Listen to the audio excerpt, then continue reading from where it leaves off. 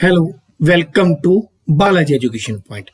Basically guys, आज का जो वीडियो रहेगा वो वीडियो रहेगा 5 और 6 अगस्त के 10 से 15 सबसे इंपॉर्टेंट करंट अफेयर्स के ऊपर। इसके अलावा इनके ऊपर किस तरीके से एमसीक्यू बन सकता है उसको भी हम लोग देखने वाले हैं। ये वीडियो यूजफुल है ऐसे किसी भी एग्जाम के लिए, एसएससी, बैंक, रेलवे या अन्य कोई भी एग्जाम जिसमें करंट अफेयर पूछा जाता है। जैसा कि आप जानते हैं, हमारा जो करंट अफेयर का सोर्स होता है वो मुख्यतः 4 सोर्स पे डिपेंड होता है: the Hindu, live mint, Indian express और पीआईबी यानी कि press information bureau. Hello, this lecture is presented by me. My name is Jatin Singla. Okay, अगर इस लेक्चर के रिगार्डिंग आपका कोई डाउट है तो आप मुझे मेल एड्रेस पे कांटेक्ट कर सकते हैं। मेरा मेल एड्रेस है jatinsinglajn@gmail.com। इसके अलावा इस वीडियो का और मेरी अन्य वीडियो का जो पीडीएफ है वो आपको हमारे Telegram channel @Balaji education point के ऊपर मिलेगा। ये हमारा ऑफिशियल लोगो है, इसको चेक करके ही चैनल ज्वाइन करिएगा। इसके अलावा इंस्टाग्राम के ऊपर आप मुझे फॉलो कर सकते हैं और वहां पे आप मुझे डायरेक्ट मैसेज कर सकते हैं। मेरा इंस्टाग्राम हैंडलर है जतिन सिंगला 10103। चलिए लेते हैं आज की पहली न्यूज। प्यारे बच्चों, आज की पहली न्यूज जो है वो जुड़ी हुई है सेकेंड वर्ल्ड वॉर से, यानी कि द्वितीय विश्व युद्ध से। आपको मालूम होगा कि सेकेंड वर्ल्ड वॉर 1939 से लेकर 1945 के बीच में चला था। ठीक है, जापान के दो बहुत ही मशहूर शहर है, आपने छोटी क्लासों में पढ़ा होगा, हिरोशिमा एंड नागासाकी। इनके ऊपर यूएसए के द्वारा एटॉमिक बॉम्ब गिराए गए थे। वेरी वेरी इंपॉर्टेंट, इतिहास के अंदर एक बहुत बड़ी दुर्घटना है। क्लियर। अब इसके बारे में 75th एनिवर्सरी मनाई जा रही है जापान के द्वारा। 1945 के अंदर यहां पर बॉम्ब गिराए गए थे और अगर इसमें 75 साल हम लोग ऐड कर देते हैं तो ये बनता है 2020। क्लियर होगी बात। अब देखिएगा, दो शहर थे, एक का नाम था हिरोशिमा। 6 अगस्त 1945 को जापान के हिरोशिमा में जो एटॉमिक बॉम्ब गिराया गया था उसका नाम था लिटिल बॉय, ये याद रखिएगा। और एक बॉम्ब गिराया गया था 9 अगस्त 1945 को, 9 अगस्त 1945 को, और ये यूएसए के द्वारा गिराया गया था जापान के नागासाकी शहर में। इस एटॉमिक बॉम्ब का नाम था फैटमैन। तो बेटा दो क्वेश्चन पूछे जाएंगे बच्चों। क्वेश्चन क्या पूछे जाएंगे कि हाल ही में किस देश ने सेकेंड वर्ल्ड वॉर की 75th ईयर एनिवर्सरी जो है अपने यहां पर कंडक्ट करी है due to the in the ceremony और in the remembrance of Hiroshima और नागासाकी, दैट इज और जापान। हिरोशिमा डे कब मनाया जाता है? याद रखिए, हिरोशिमा डे मनाया जाता है 6 अगस्त को और नागासाकी डे मनाया जाता है 9 अगस्त को। स्टैटिक जीके में पूछते हैं कि हिरोशिमा में जो बम गिराया गया था उसका नाम क्या था? Little boy. और जो नागासाकी में बम गिराया गया था प्यारे बच्चों उसका नाम था फैटमैन। क्लियर होगी बात? ओके, नेक्स्ट एक आपको इसी रिलेटेड एक प्रोजेक्ट याद रखना है, this is known as Manhattan project. Manhattan project क्या था? ये एक तरीके का रिसर्च प्रोजेक्ट था जो 3 कंट्रियों के द्वारा मिलकर चलाया गया था, यूएसए, यूके एंड कनाडा, जो एक ही गुट का हिस्सा थी। ठीक है, सेकेंड वर्ल्ड वॉर में 2 गुट बने थे, उनमें से एक गुट का हिस्सा थे यूएसए, यूके एंड कनाडा। इन तीनों के द्वारा एक रिसर्च एंड डेवलपमेंट प्रोजेक्ट चलाया गया था। ये रिसर्च एंड डेवलपमेंट प्रोजेक्ट था फर्स्ट न्यूक्लियर वेपन को बनाने के लिए। सेकेंड वर्ल्ड वॉर के दौरान न्यूक्लियर वेपन को बनाने के लिए इन 3 कंट्रियों के द्वारा एक रिसर्च एंड डेवलपमेंट प्रोजेक्ट चलाया गया था जिसका नाम था मैनहट्टन प्रोजेक्ट। क्लियर होगी बात? तो प्यारे बच्चों, इस स्लाइड से क्वेश्चन क्या बन सकता है कि हिरोशिमा डे कब मनाया जाता है? 6 अगस्त को। नागासाकी डे कब मनाया जाता है? 9 अगस्त को। हिरोशिमा में गिराए गए एटॉमिक बॉम्ब का नाम क्या था? Little boy. नागासाकी में गिराए गए एटॉमिक बॉम्ब का नाम क्या था? फैटमैन। और हाल ही में किस कंट्री ने अपने 2 मेन शहरों, 2 सिटियों के ऊपर गिराए गए न्यूक्लियर बॉम्ब की 75th एनिवर्सरी को कंडक्ट किया है? वो है जापान। क्लियर होगी बात? आगे बढ़ते हैं।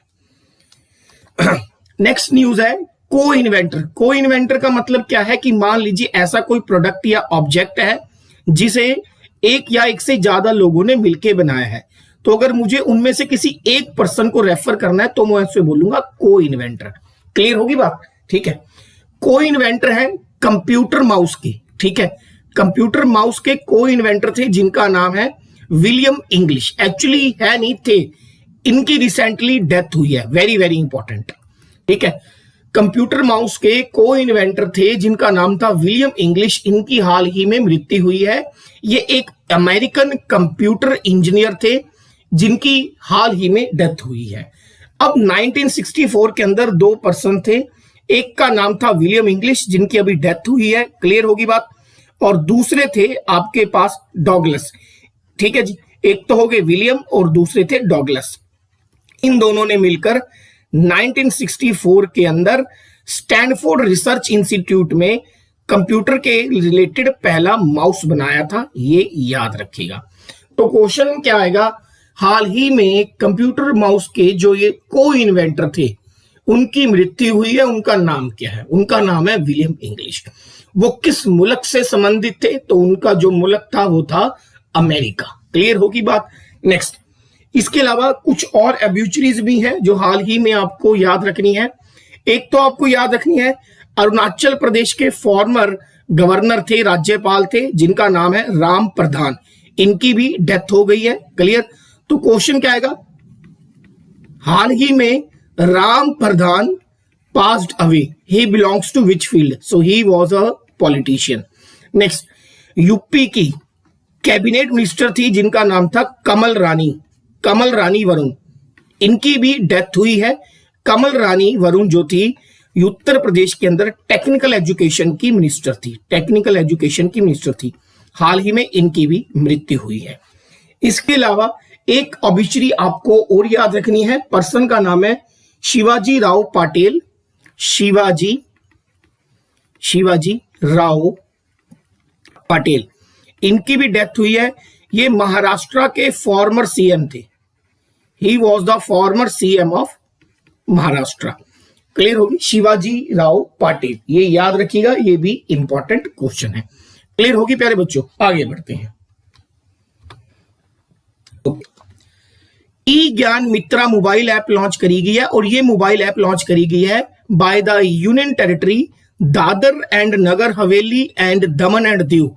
अगर आप मेरी वीडियो सुनते हैं तो मैंने जो 6 मंथ की करंट अफेयर्स की वीडियो बनाई थी इकट्ठी, उसमें मैंने आपको बताया था कि Daman and Diu plus Dadra and Nagar Haveli को इस साल के स्टार्टिंग के अंदर जो था मर्ज करके एक यूनियन टेरिटरी बना दिया गया था, क्लियर। तो दमन एंड दीव, दादर एंड नगर हवेली ने एक ऐप लॉन्च करी है जिसका नाम है e Gyan Mitra app, clear होगी।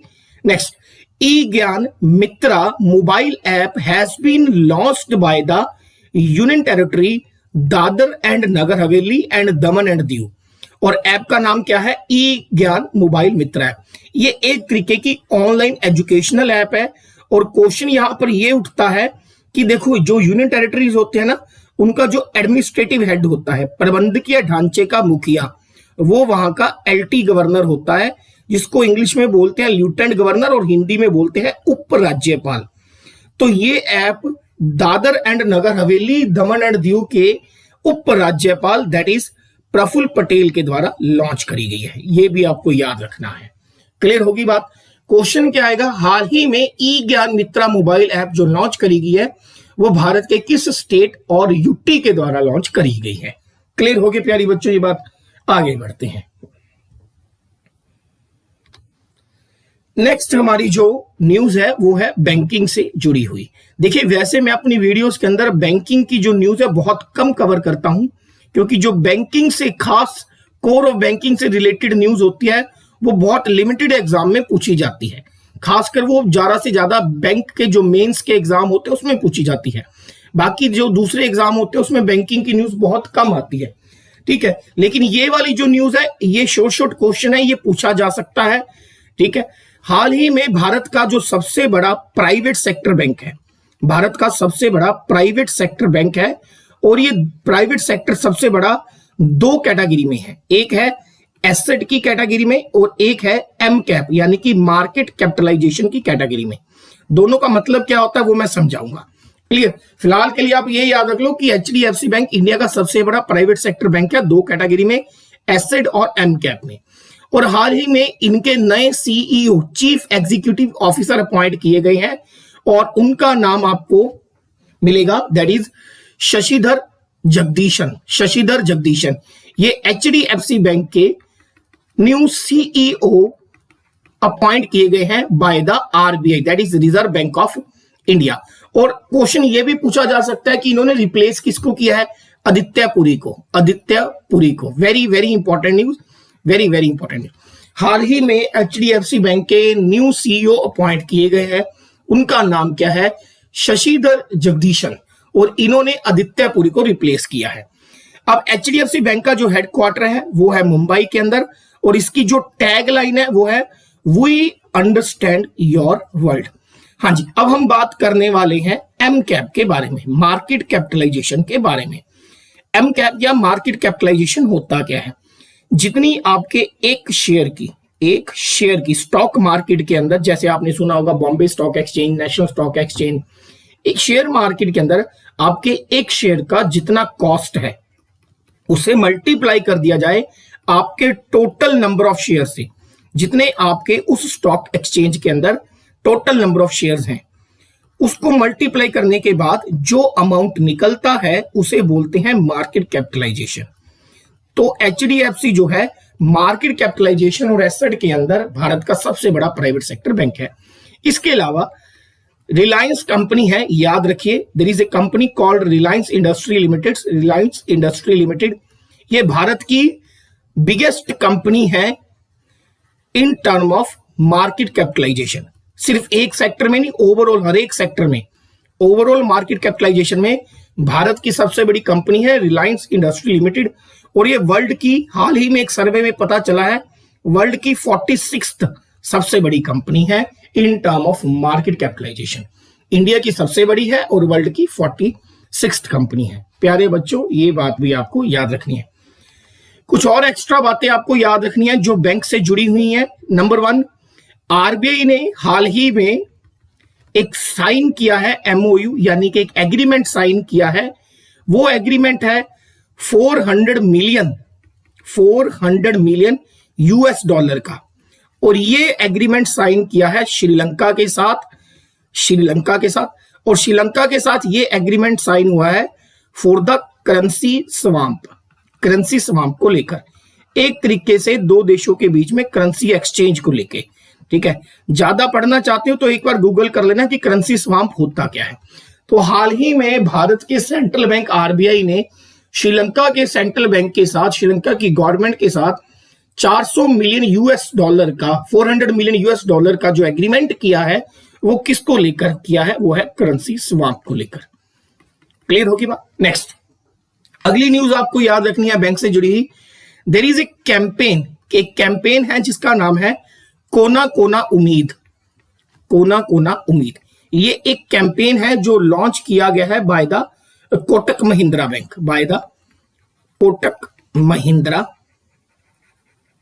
बैंक।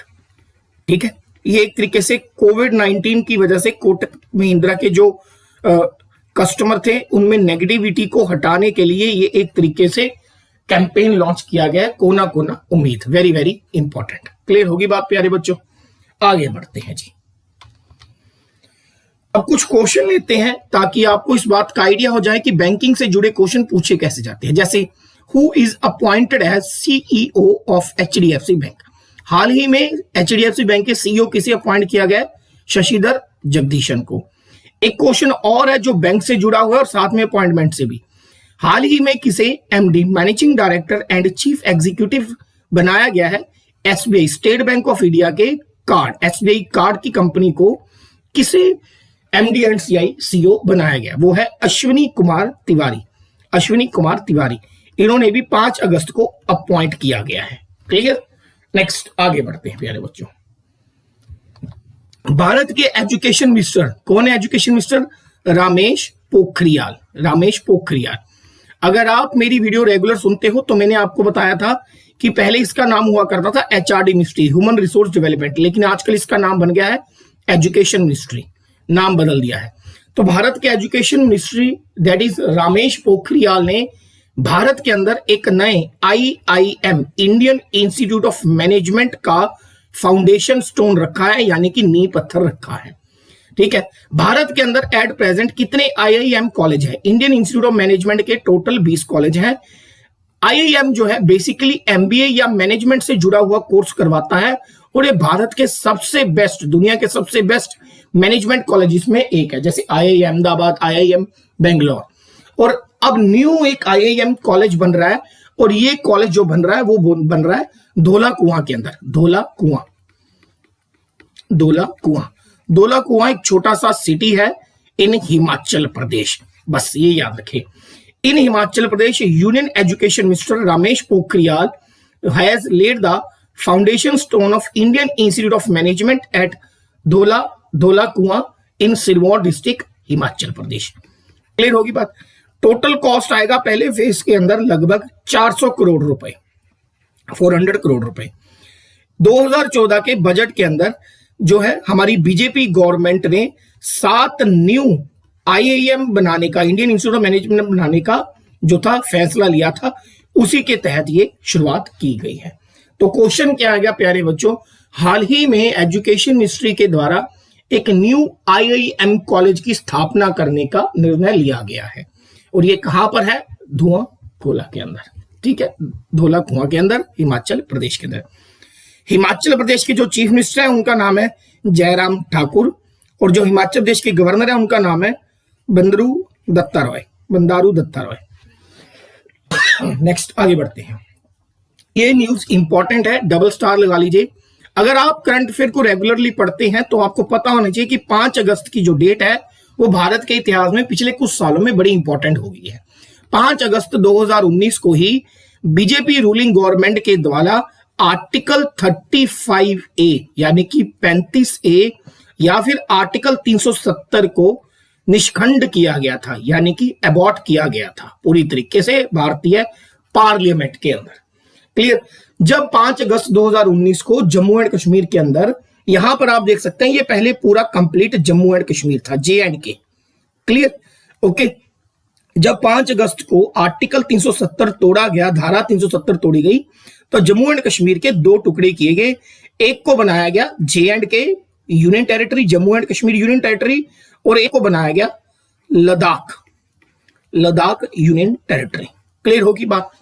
तो अब भाई 5 अगस्त 2019 को बना था लद्दाख, तो आज मान के चलिए 5 अगस्त 2020 है, ठीक है, तो लद्दाख ने अपना फर्स्ट ईयर एनिवर्सरी सेलिब्रेट किया है, बर्थ एनिवर्सरी, क्योंकि लद्दाखियों की बहुत टाइम से डिमांड थी कि वो जम्मू एंड कश्मीर से अलग होना चाहते थे। Clear, that is first anniversary of creation of Ladakh and Jammu and Kashmir celebrated on 5th of August 2019.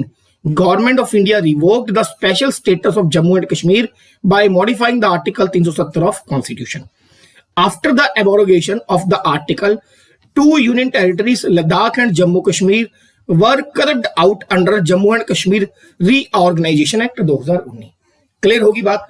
इसके अलावा एक और जो न्यूज आपको याद रखनी है जम्मू एंड कश्मीर से ही जुड़ी हुई, जम्मू एंड कश्मीर के जो लेफ्टिनेंट गवर्नर थे, उपराज्यपाल थे, इनका नाम था गिरीश चंद्र मुर्मू।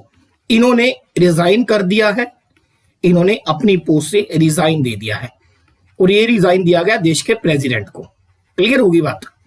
नेक्स्ट, इसके अलावा लद्दाख के अंदर हाल ही में लद्दाख की पहली सेंट्रल यूनिवर्सिटी ओपन करी गई है। सेंट्रल यूनिवर्सिटी ओपन करी गई है लद्दाख के अंदर। बहुत टाइम से लद्दाखियों की डिमांड थी कि यहां पर सेंट्रल यूनिवर्सिटी ओपन करी जाए, तो लद्दाख के अंदर पहली केंद्रीय विश्वविद्यालय, महाविश्वविद्यालय ओपन किया जा रहा।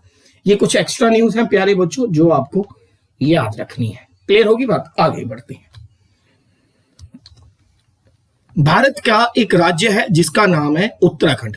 उत्तराखंड के अंदर भारत का पहला संरक्षण यानी कि कंजर्वेशन सेंटर बन रहा है और ये सेंटर बन रहा है स्नो लियोपैड्स या फिर जिन्हें बिग कैट्स भी कहते हैं। मेरी बात ध्यान से सुनिए, भारत के उत्तराखंड राज्य में इंडिया का पहला संरक्षण यानी कि कंजर्वेशन सेंटर ओपन किया जा रहा है और इस सेंटर के अंदर किस एनिमल को कंजर्व किया जाएगा, वो होंगे स्नो लियोपैड या फिर जिन्हें बिग कैट्स भी कहते हैं। Super important question, double star लगाइए।